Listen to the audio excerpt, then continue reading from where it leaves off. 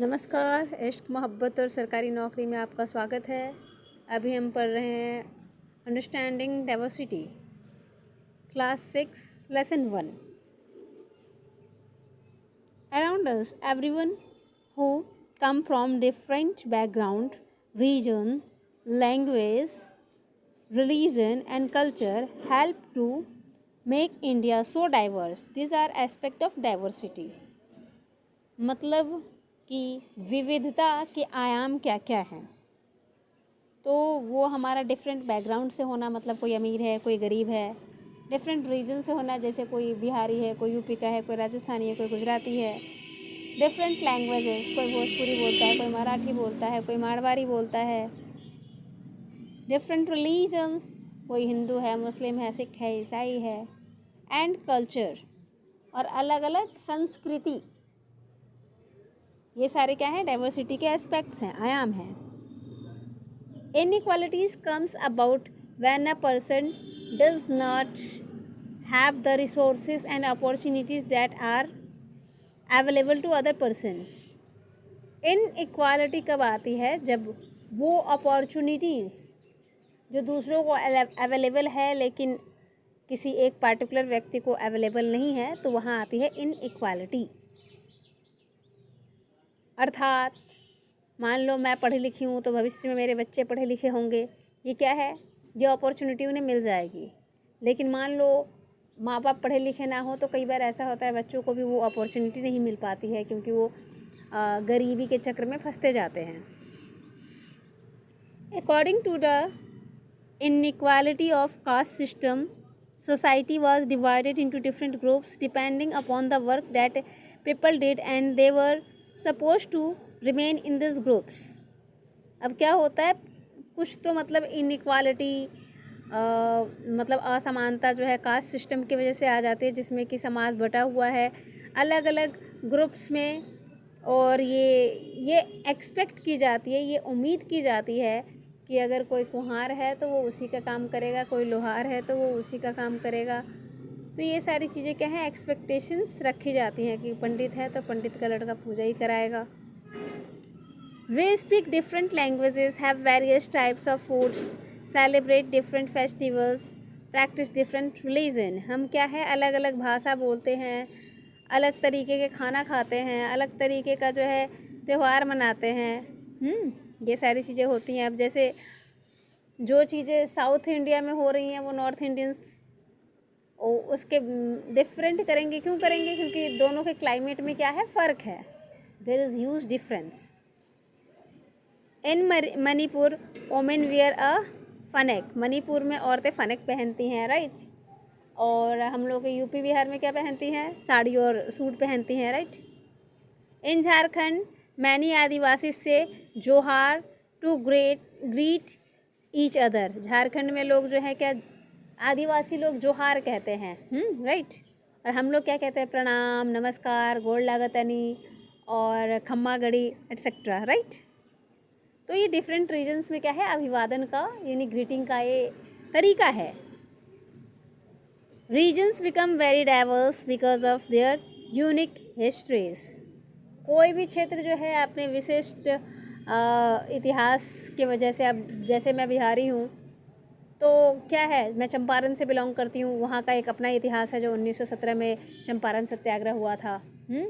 हम ancient India की बात करें तो बिहार का अलग ही इतिहास रहा है। वहाँ अशोक सम्राट, पुष्यमित्र शुंग, बिंबिसार, इन सभी लोगों ने वहाँ आज़ाद शत्रु इन लोगों ने क्या किया? वहाँ शासन किया है, तो उसका अलग ही एक इतिहास रहा है। और वहीं अगर मान लो आप राजस्थानी हो, कहीं और के हो, तो वहाँ मेवाड़ में जिन शासकों ने शासन किया, मारवाड़ में शासकों ने शासन किया, तो वो लोग उनके गुणगान गाते हैं। तो ये क्या है? हमारा जो यूनिक हिस्ट्री है वो हमारे रीजन को डिफाइन करता है।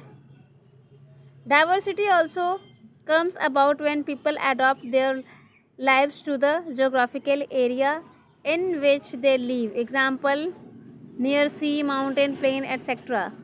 अब क्या है? जो पंडित वहाँ कश्मीर वगैरह में रहते हैं तो वो नॉनवेज भी हो सकते हैं। क्यों हो सकते हैं? क्योंकि वहाँ का खान पान, वहाँ अब लोग क्या करते हैं?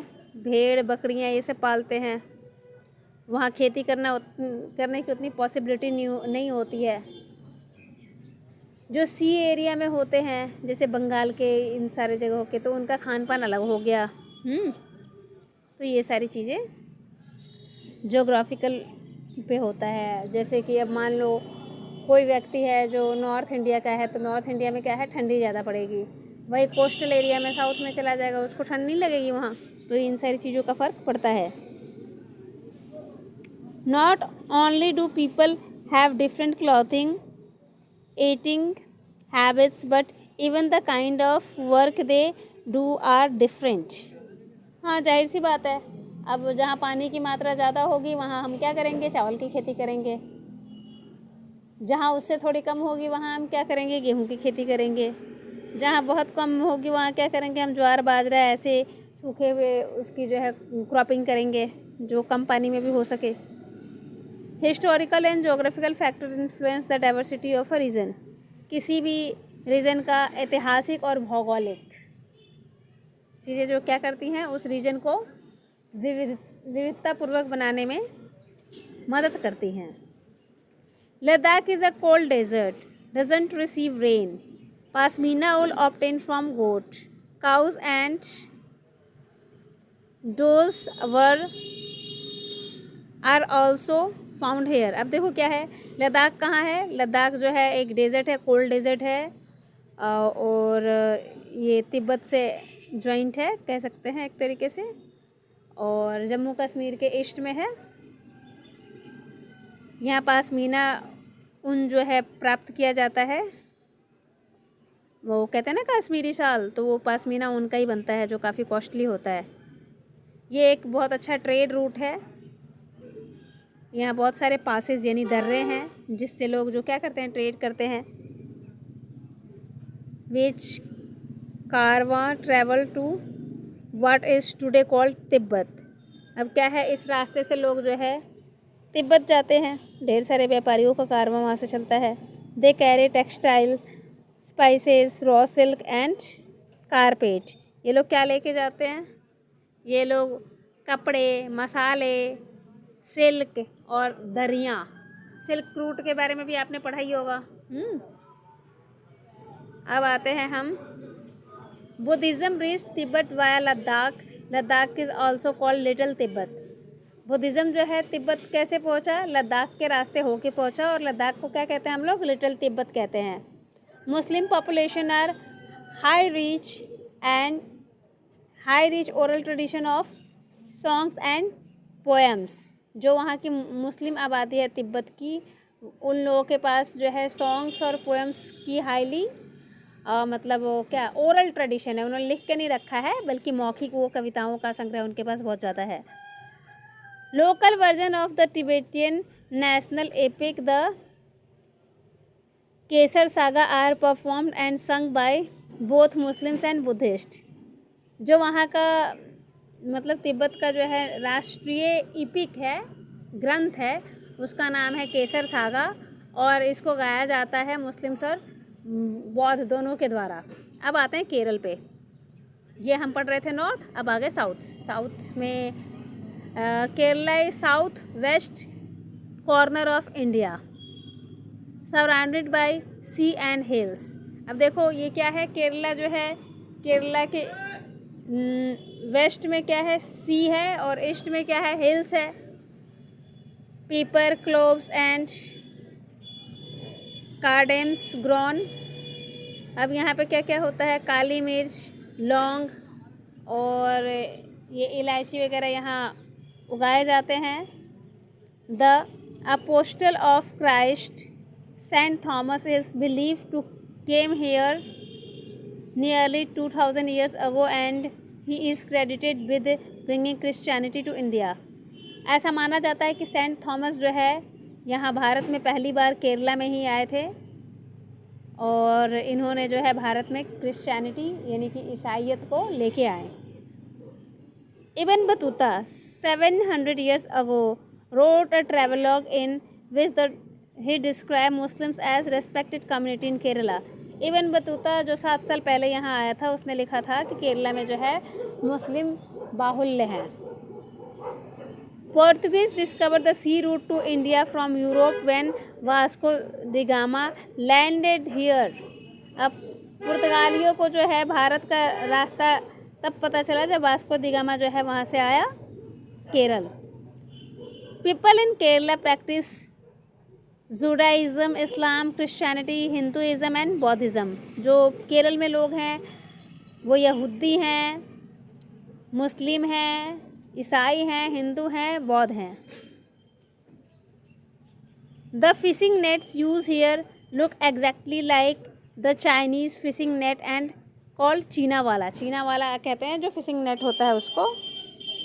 और utensil use for frying is called चीना चट्टी। और जिस पे जो है जो बर्तन जिस पे हम फिश को फ्राई करते हैं उसको बोला जाता है चीना चट्टी। Fertile land suited to grow rice and vegetables. वहाँ की ज़मीन में चूँकि पानी की मात्रा उधर ज़्यादा होती है तो फिर राइस की खेती करना आसान है। Both regions Kerala and Ladakh were influenced by Chinese and Arab traders. दोनों ही रीजन चाइनीज़ और अरब ट्रेडर्स से क्या है, इन्फ्लुएंस है। इप्टा का फुल फॉर्म होता है Indian People's Theatre Association. Songs and symbols that emerged during the freedom struggle serve as a constant reminder of our country's rich tradition of respect for diversity। जो भी गाने हमारे यहाँ लिखा गया है, गाने सॉन्ग से सब लिखे गए हैं, ये क्या दर्शाता है, ये दर्शाता है हमारे डाइवर्सिटी को दर्शाता है और हमारे फ्रीडम स्ट्रगल को दर्शाता है। ये दर्शाता है कि हम डाइवर्सिटी होने के बावजूद एक दूसरे की कितनी रेस्पेक्ट करते हैं। It was Nehru who coined the phrase unity in diversity to describe the country। Nehru ने कहा था अनेकता में एकता भारत की विशेषता। धन्यवाद। समझ में आया हो तो चैनल को लाइक करें, सब्सक्राइब करें, वीडियो को लाइक करें और शेयर करें। Thank you.